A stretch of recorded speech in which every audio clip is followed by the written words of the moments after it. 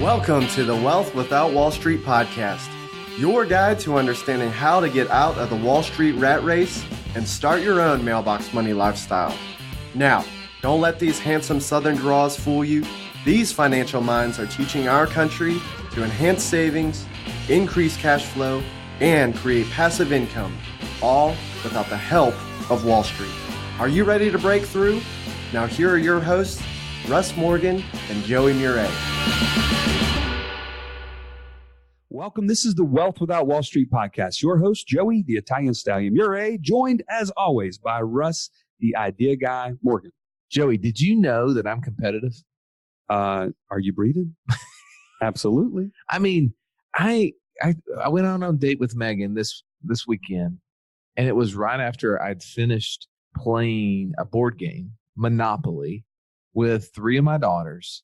And I told her, it's like, I don't know what it is, but I just had to win that game. You couldn't throw it. You couldn't let them win. You couldn't teach them a lesson. Couldn't. Like I wanted to teach them, and I was teaching, but internally, man, I really wanted to win badly. I don't know that you should feel guilty about that. Do you feel guilty about it? I did. I felt guilty. I mean, I'm not saying I played unfair. Like I wasn't using any negotiation tactics that normally I would use differently with another person.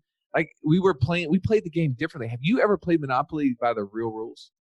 Real rules. Yeah. You act like there's a difference. Well, have you ever played where when you land on a property, you either buy it or you put it up for auction? Yes, I have actually. I never played that way, but that is the way that you're supposed to do it. That's the lot faster way, probably. It is a lot faster. And early on in the game, I ran my kids out of money because I knew I put it for auction and I started bidding them up. Well, they wanted all the properties. And so I would bid it up like 100% past its value. On the one that you could have bought. Like you landed on it. Or anybody landed on it. I would just drive the auction price up. So I ran them out of money, and then I started buying properties that I wanted, and then I started negotiating between the 3 of them in order to, wheel and deal to get the properties, so then I could ultimately put red hotels and just dominate in the game. So did you win? That's the question. Oh yeah, it was lights out. Okay, so what did your wife say about? She left early. She was like, I know that about you. I know that you really like to win, and I'm just thinking, like, if you're listening to this, are you like me? Do you really play games with your kids or with friends and just this inner desire to, like, win? I have the same thing. I have the same problem. I'm kind of a quiet competitor, as you know. Like, I like to come up from behind and just crush you, I hate that because, my daughters start crying and everything, and I hate that about it. But it is a good thing. And your daughter started crying. Well, just whenever you come up from behind them and crush them, like you got okay. We played a game this weekend, Rubik's Race. Have you ever played this before? No. It's like a Rubik's Cube, but it's like a board, and you're playing against each other, almost like Battleship, but it's on your own thing.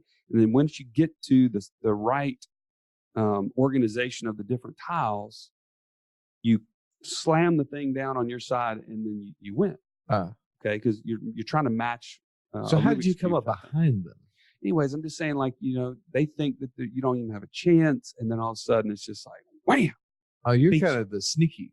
Yeah, sneaky. Yeah, good. like I want them to think that I'm not going to even compete, and then just crush them. There's no trash talking. Well, I will trash talk from time to time too, but mostly that's with you. Okay. But today's guest played a game of his own, right? He is in the middle of playing that game. We're talking about the cash flow game, and we are talking about none other than Jay Massey, who is a master implementer of the game cash flow. But what I love about our interview with him today is how he uncovers the actual process in real life.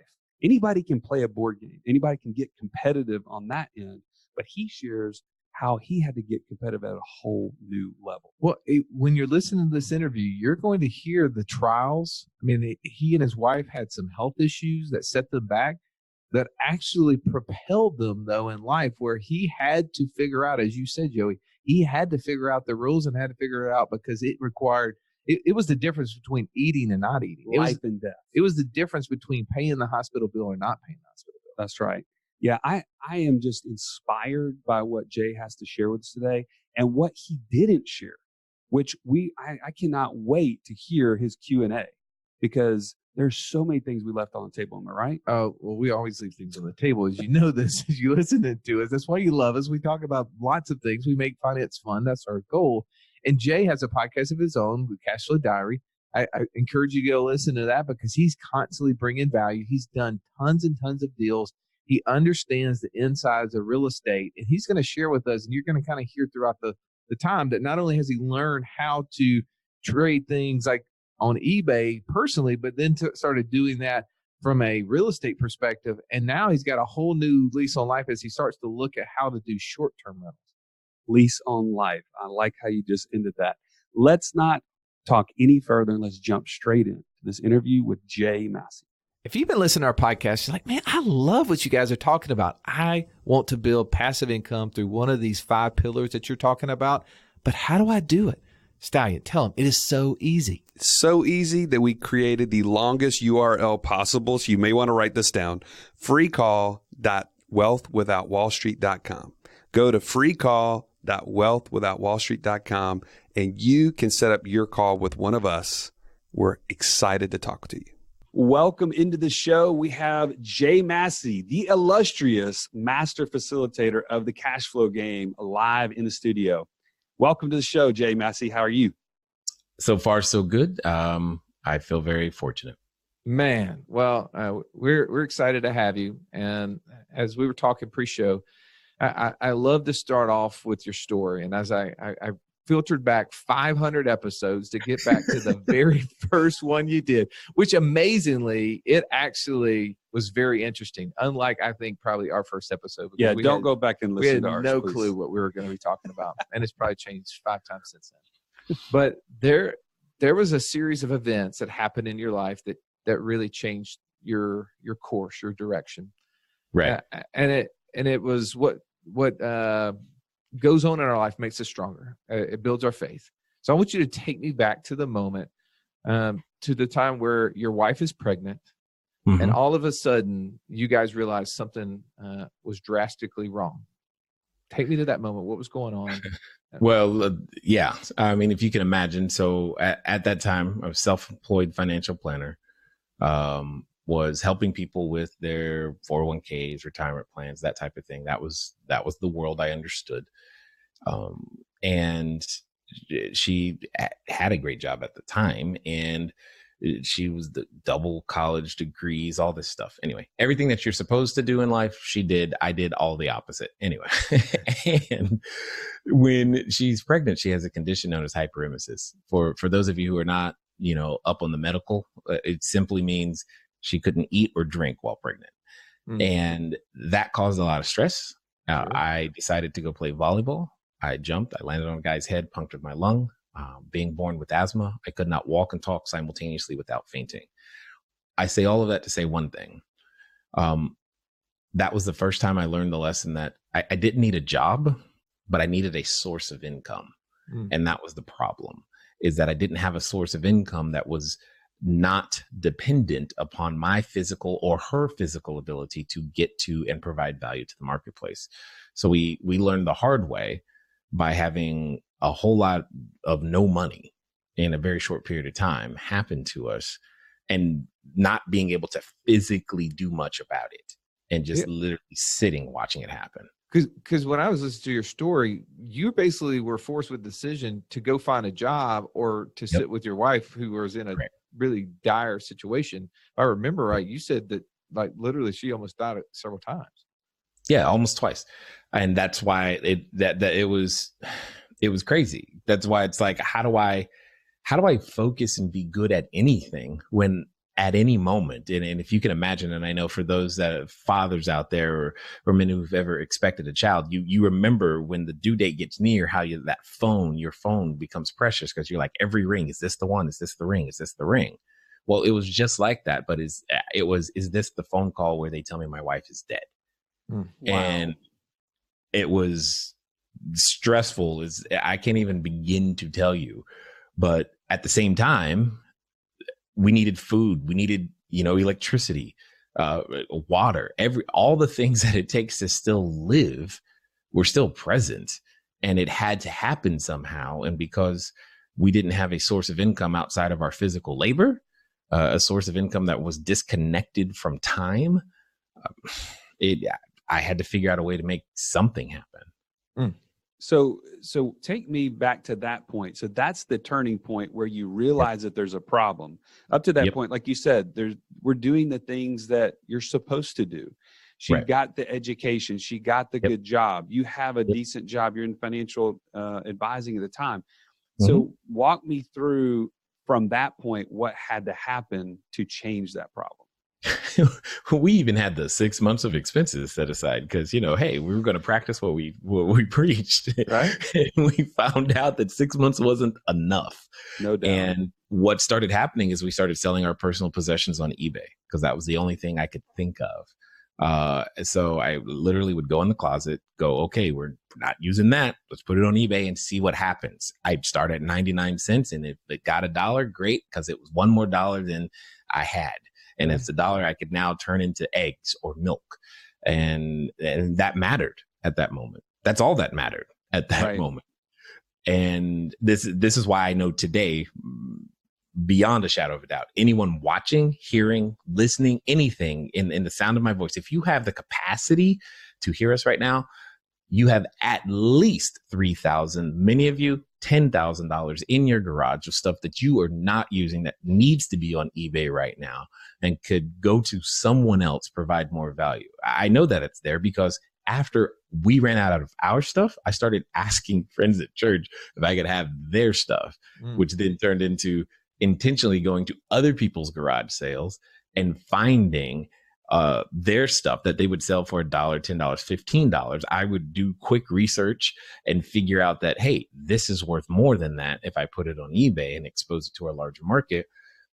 And we would make the difference in between. And that's literally what we did.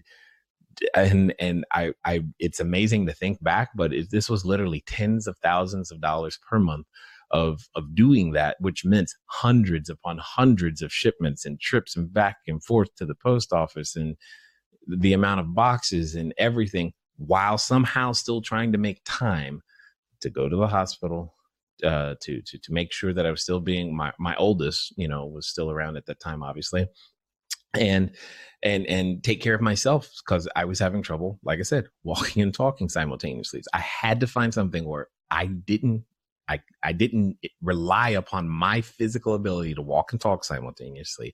That still gave me time to see her, take care of all of my other responsibilities, and make sure that we had to eat. It's very stressful. Oh my goodness. I mean, that sort of pressure to be a dad, a husband, and a provider, and both of you are in a health situation that it doesn't lead itself to being able to produce income. So you obviously had for 4 years had been the financial planner advisor. You had seen a lot of things. What up to that point, outside of trying to do the 6 months reserves, what had you been doing, and was it working? Well, I knew in the back of my mind that real estate was the answer because being in Orange County, California, I've been around people with money, individuals, single individuals earning hundreds of thousands, multiple hundreds of thousands of dollars, and married individuals, same. And I saw that those who had a real shot always had rental real estate. So what I knew is that I needed rental real estate. The gap was I didn't know the first thing about how to make any of that happen. So that was always playing in the background as I kept learning and playing the cash flow board game, because that's really what happened. Is that a friend said, hey, come play this cash flow board game, which introduced me to the concept that real estate could actually happen for people who are a mechanic and teacher and an airplane pilot, as the cards say. Right. And I'm like, wow, wait a minute. If I can do this in a game, what would happen if we did this in real life? And I wish, to some degree, people think I'm making this up, but this was our entire strategy after playing the game. Is my wife and I started scouring the newspaper and Yahoo Finance, looking for stocks that sounded like the cards in the game. And then she found one. And we're like, well, in the game, if I got that card, this is what I would do. So we did that. And then that particular one actually went up literally 1,000%, which told us, oh my God, this is real. The game is real. What else don't we know? And that started me learning and us learning everything that the Kiyosaki Rich Dad organization had to offer. So you never read Rich Dad Poor Dad. You just started with the game. Yeah, the game was our first exposure because that's an unknown secret. If you ever want me to come to your house, just invite me to play a board game because I love board games. My wife likes food. So if you bring us, you get both of those, you got us both. That's just kind of how it works. Well, and then a lot of people don't know that was the start to Kiyosaki actually was the game Cash Flow, if I'm right. And that's what, spawned off the book came later. Yeah, the book came later to help sell the game. That's right. That was the genesis to the whole financial teaching model. And it was through education, through the board game. So you as an advisor, I heard you say this on your podcast that, you'd seen the accumulation model. Most people know the strategy of just saving every dollar they possibly can and then accumulating enough to get to a point in time where they can ride off into the sunset, take 3.5%. And then they go, wait a second. I can only take 3 or 3.5% of this. That doesn't really work. I need $10,000 a month. That means I have to have $3.5 million or something like that sitting in a bank somewhere. So you had saw that as a strategy that was pretty broken. And it takes so long to get to that point that let's kind of fast forward now. So obviously all of these things are happening. You're playing cash flow. You're learning about this. You and your wife are making decisions. Talk to us about real estate and how you realized maybe that was the strategy. Like you could literally do that live. Well, and this was so there were a number of stages of unlock on that one. In that one, what I realized is we as humans, and I'm talking to everybody, and still today, because of monetary policy, fiscal policy, everything, we can't earn money faster than they can print it. Period. Once you understand that, you then have to go, okay, what do I do? Because that means if I am saving dollars, US or any currency, then the value, purchasing power that I am saving or think I am actually storing up for later is actually being eroded. And therein lies the challenge. So what is the defense? So when I began to frame this in the terms of a basketball game, for lack of a better analogy, it's like, okay, well, I get that defense wins games, but right now I don't have any defensive strategies. How do I combat this machine that's in front of me? That was the question running around in the back of my mind. Okay.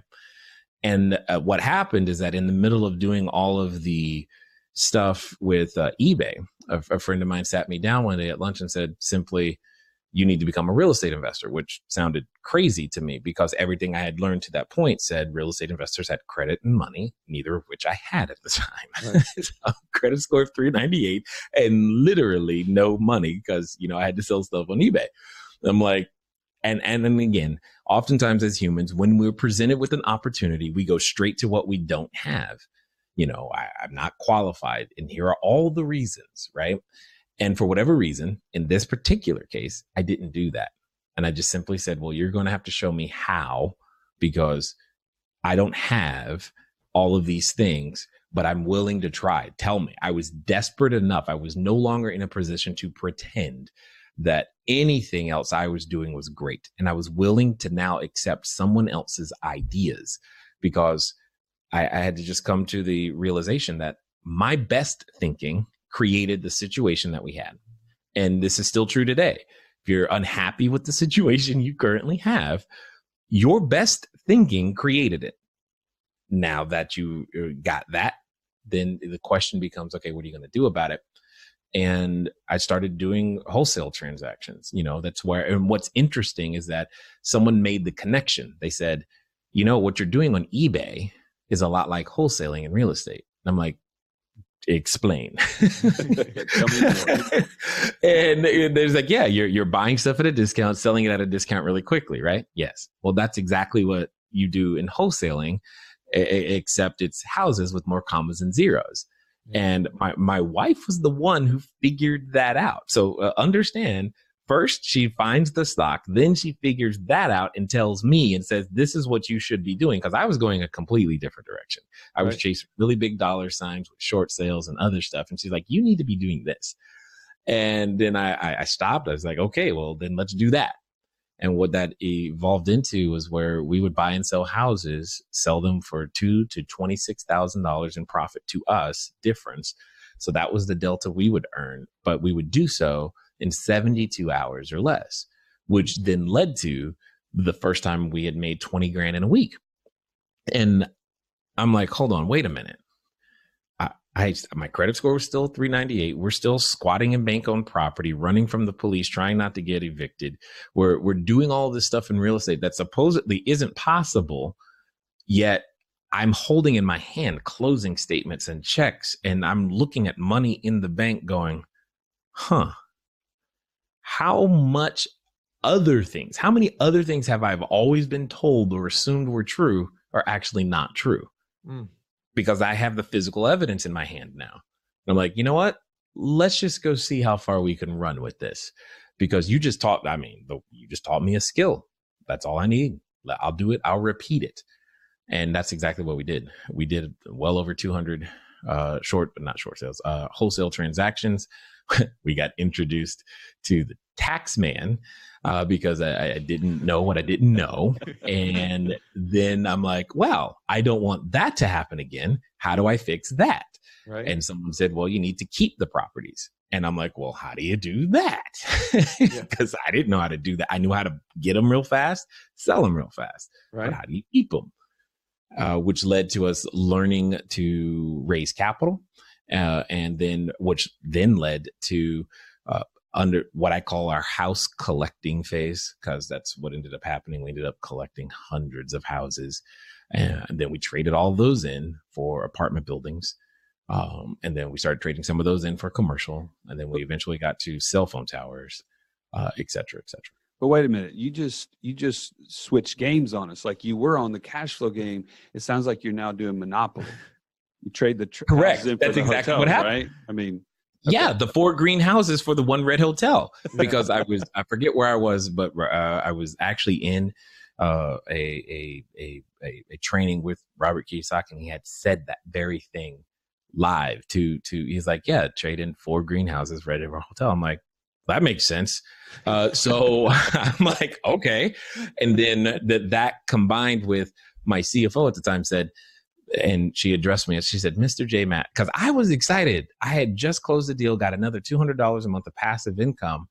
And she just looked at me and she's like, and I'm like, what? It's $200 more a month. This is great. She's like, Mr. J. Massey, the amount of deals that you have done and everything that you now know, $200 a month is not worth your time, blah, blah, blah, blah. You need to be making more money per transaction when you close one of these. And I'm just like, so there's this half like, who are you talking to me? You know, and then the other half is like, she's kind of right. So, and then I'm like, so what do I do? She's like, that's your problem, not mine. I'm like, okay, great.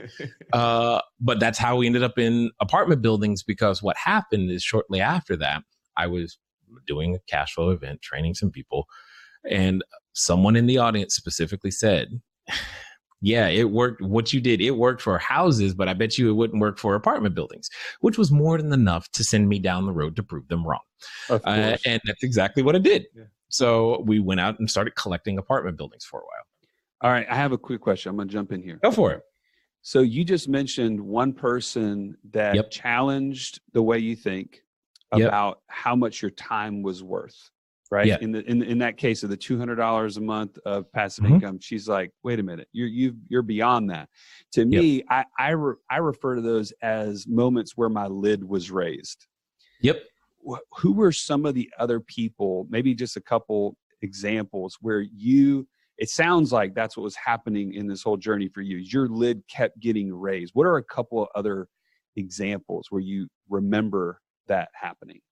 Oh, it's everywhere, because what was happening. And this principle is talked about in the book, The Science of Getting Rich by Wallace D. Wattles, is that the person or the man or woman of increase attracts other people to push in such a way that you become more capable of more. And that's exactly what was happening for us.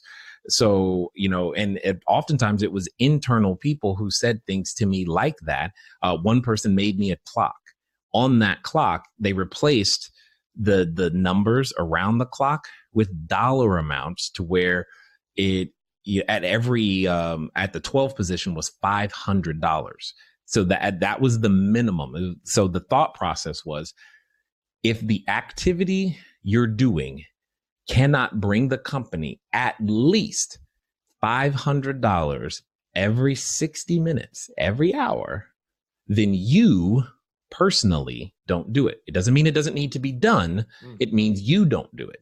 So that set me on this path of, okay, what am I doing that doesn't produce $500 an hour? Offensively, am I scoring $500 an hour?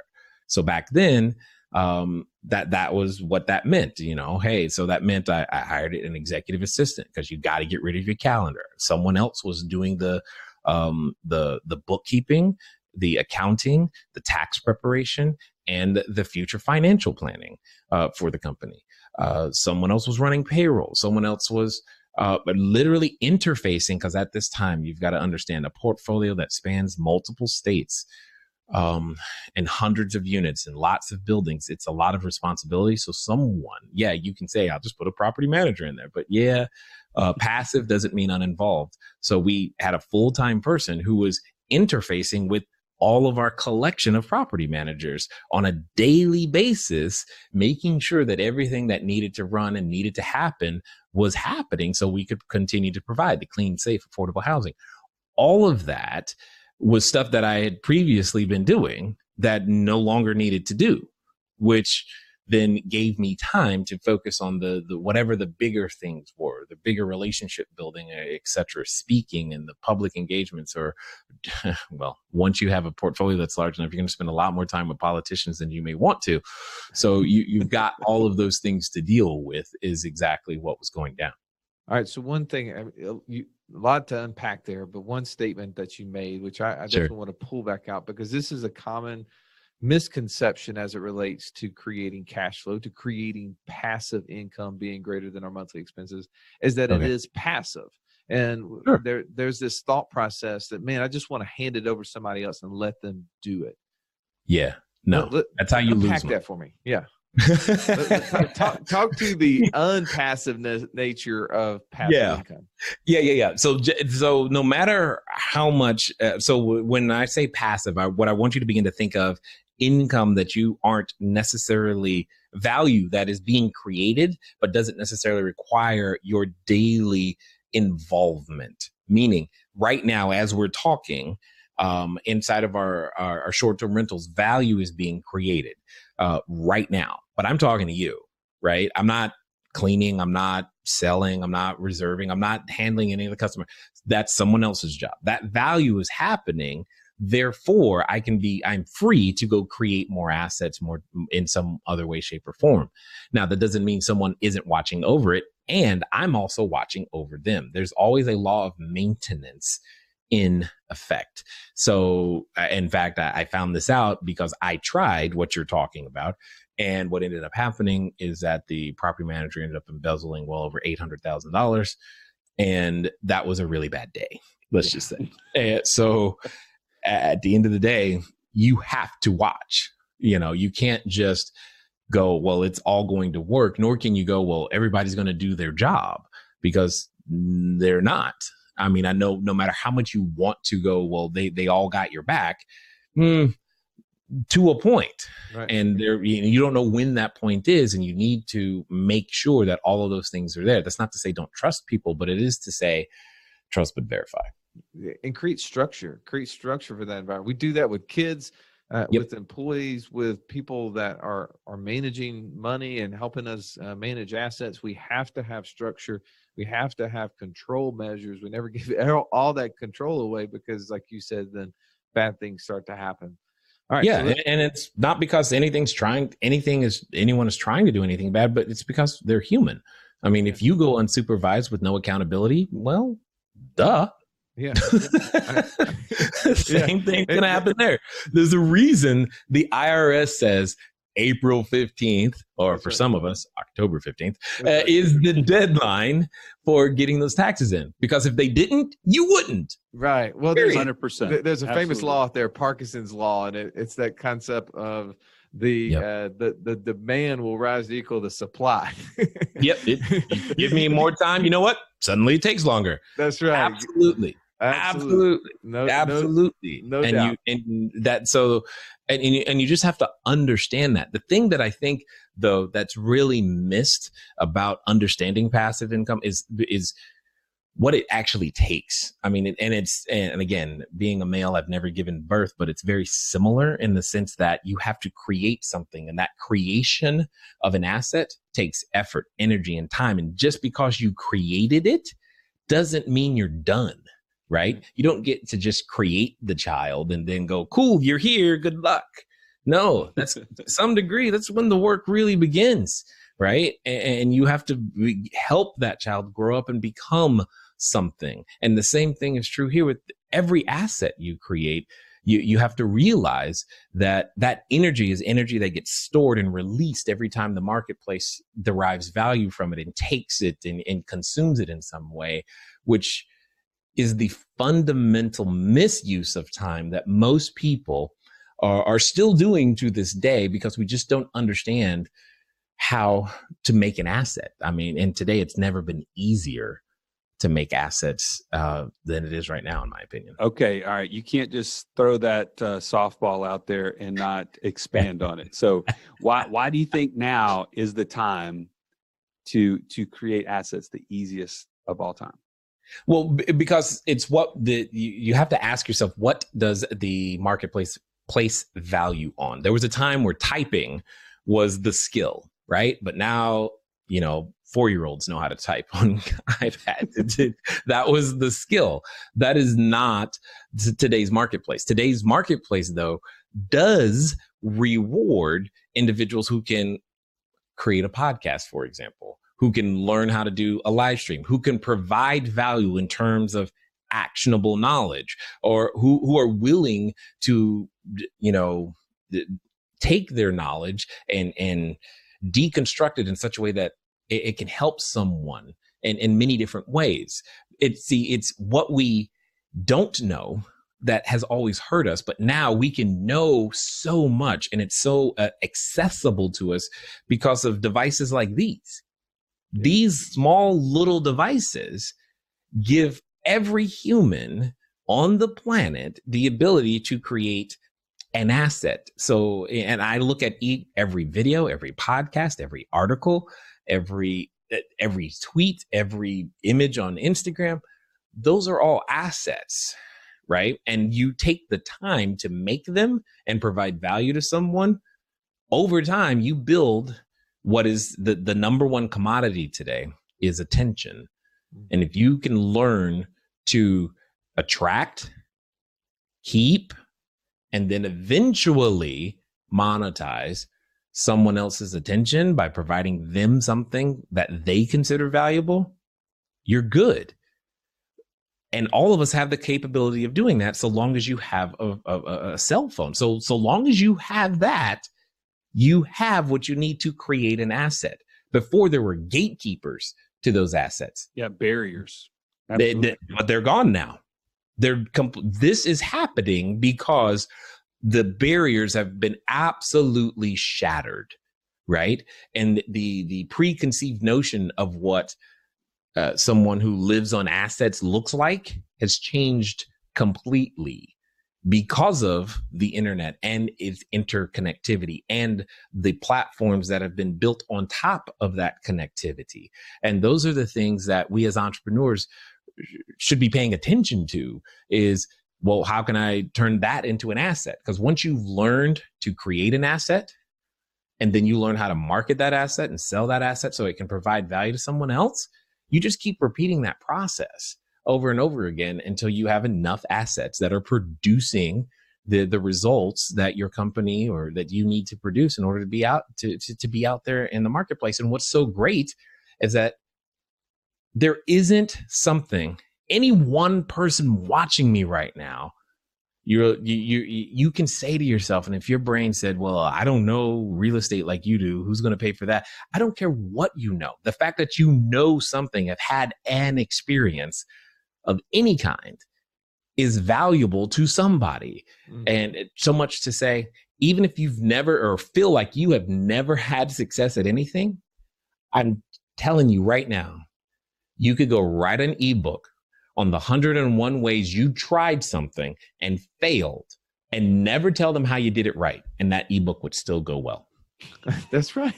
Well, I mean, there's value in information and learning from other people. And like you said, learning from mistakes. I mean, if we can borrow that information so that we don't have to pay retail and go through the mistake ourselves, there's value, there's opportunity. We've forgotten how to fail. We've flat forgotten. We've gotten so disconnected. We've seen so many images of perfection on social media that failure is become like something you don't want to be associated with. Yet the entire Cashflow Diary brand has been built on, hey, here's everything that I've done that's not worked. I've done some things that have worked, but here's everything that I've done that has also not worked. Because we're not afraid to share what hasn't worked and how we've fallen on our face. Now, we don't repeat the same mistake in the same way, but hey, it happened. And show me a person who's achieved anything of significance that hasn't failed. Right. No, that's so true. We have to learn from failure. So I want to learn from some successes, though. You good with that? Sure. All right. So I want to take you back. We're playing the game of Monopoly. You've traded in your four houses for a red hotel. You're moving down that path. But now, as I'm on your website, I start looking into things, and you figured out maybe there's a new game. Talk to me a little bit about the new game that you're playing and the cash flow that it's creating. Got it. And let's be clear. It's not that the game is new. It's how it's played that's needed to change. Because what happened here is we being a traditional landlord, it's a great way to build wealth. The challenge, though, is you need income, right? And those are two very distinct, different things. So once you understand that concept, and for anyone who's been a landlord for any length of time, you know, especially while you have debt service on the property, you make this trade-off of, do I repair and make improvements, or do I have deferred maintenance and therefore cash flow? Because that mortgage or that debt service is eating up a significant portion of your revenue. And then I know some of you just said, well, that's why I just pay all of my properties in full. Okay, great. Wonderful. You just paid an opportunity cost, which is even more expensive. So, you know, and when you begin to understand that, what I started searching for was, well, how can I, because I just started asking myself the question, how can I still build wealth and get the income at the same time? So I thought originally what I started doing was I was looking at QSRs, quick serve restaurants, laundromats. My oldest was about to go into college. So I was like, hey, if I buy a laundromat near where she's going to go to college, not only that, she'll have a job. I mean, you know, I was thinking all of these types of things Love it. So that we could increase the income at the same time. And what I discovered was those entrepreneurs were, that man, it was really hard to do due diligence, because you want to talk about somebody not knowing their numbers and understanding the importance of financial statements. It was really, really challenging to figure that out. So I kept running into a bunch of frustration trying to figure out which business to buy. And then in the process of all the instructing that I've been doing at this time, one of my students came to me and said, hey, just so you know, we didn't do what you said we should do with the money we raised, which is usually a really bad sign. It's like, oh God, what happened this time? And she told me, it's like, well, we started doing, you know, this thing over here. Have you heard of Airbnb? And we started doing short-term rentals. And here's what's happened is now our small little, you know, project has started to rival what we've been doing in the student housing industry. And I'm like, okay, that's interesting to me, because student housing is kind of uber profitable. tell me more. So we sat down, they showed me the numbers, and I was like, wait a minute. I'm like, are you sure? Because is that every month? And they're like, yeah. And I'm like, you don't understand what you have. And they're like, no, what? Tell us. That's why we're here. And ultimately, what I helped them to understand was like, look, with some little tweaks, you could build this into something that's massive. And so long as that level of income continues, you have now the capacity to build a really nice, high quality real estate portfolio. And is what we now have broken down into our 3-phase system of how we get people into real estate, owning some of the best quality real estate in their local marketplaces, very similar to what McDonald's does. And it's all through the path of short-term rentals. And I just didn't, again, it was what I was looking for. It just came packaged way differently than I expected, because it starts with, instead of owning the property, leasing it, running it as a short-term rental, learning to do one, and then you take that one and duplicate that system vis-a-vis opening multiple locations like a McDonald's would. And then what ends up happening is you actually, when you're following appropriate cash management procedures, like are illustrated in Profit First by Michael Michalowicz, you end up with free cash flow to where you can now have the down payment money and the experience to go along with it, to now buy and hold and control real estate. And that was the number one thing that I kept running into in our, what I'll call our prior version, is individuals who would come to us who had the money to get involved in real estate. They never had the experience. And that was the challenge, is that you ended up trading your money for experience because that's really what ended up happening. It's a joint venture. What's that? That's what they call a joint venture. When someone with experience and someone with money get together, they do a deal, and by the end of it, they swap places. Exactly. 100%. And now I saw a way to help people get the experience with significantly less risk, because that's what ends up happening by leasing the property first. You have at least a 12-month, maybe 36-month commitment, and as opposed to a 360-month commitment on a particular piece of property. You get to learn how to do tenant screening properly, and you get to learn to do a lot of it in a very short period of time. You get to actually learn to customize, because a lot of landlords think, oh, all I have to do is provide the house. You're forgetting the value is created by the tenant, not the piece of real estate. And when you forget that, the business doesn't go well, and when you start from that standpoint, you just have a greater shot. And what we've been able to witness is individuals who have quickly transitioned from, and when I say quickly, I mean 18 months, sometimes significantly less. Quitting their job is a bygone. That's a given. That's what's going to happen. What now is happening is, how many properties are you buying? Are you buying another fourplex? We have one student who, not only did she quit her job, but she put her family in a position to where they are now they purchased vacant land, and they're starting to build RV parks in Utah. And because, again, that even increases their IRR on the money that they were actually using to go out there. But they started with 4 short-term rentals, just 4. And that's what's crazy, is that it doesn't take too many before people can free themselves from what they've committed to, which is usually a job. And they can begin to earn income that's disconnected from time. And that's the greatest benefit of the model, is your income to time ratio is so out of whack, so that you suddenly have the ability to actually put your time where you want it to go. And to me, that's the greatest thing, is being able to enable a father to be at his son's, not just the game, but what if you wanted to be at practice? Yep. To enable a mom to be at the recitals, and to take the time to, hey, maybe she can volunteer in the classroom now without feeling like they just sacrifice their capacity to maybe even eat out, go to the movies, or have a vacation. Yeah, that's huge. So it sounds like to me that your strategy, you've given us really from start to current day, Yep. Your strategy started with this wholesaling idea. So now Yes. somebody that says, okay, Jay, I love what you're saying. I do want all those freedoms. I mean, this is what we preach on this show, week in, week out, and day out, is we have to play the cash flow game in real life. We have to make it real, and we have to get the freedoms that we really want on the other side of that equation. So somebody's sitting with you, what's your advice going to be to start getting into real estate? Is wholesale still your first stop, or are you thinking the short-term rental is more advantageous for that person?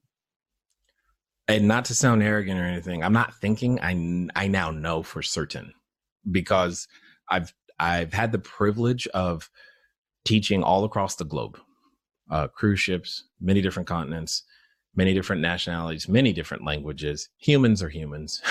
Okay. And having seen now what I've seen just from our student population alone, in terms of what they've been able to achieve, how many more have had consistent success, how many have been able to take that and transition into longer other forms of either business or real estate or investment in general. Short-term rentals is the way, is the entry point. And I can prove it to you mathematically, psychologically, emotionally, because there's just too many positive evidences of why this business model should work, is working.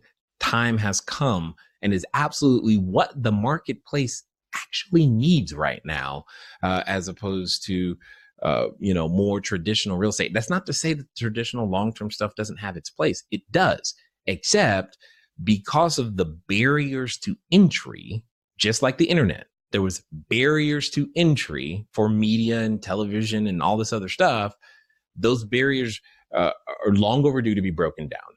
And short-term rentals provides that, especially when you start with what we call in phase one, where you're leasing the property first, because nearly every person looking, watching, listening right now or years from now has the capacity to make a lease happen today.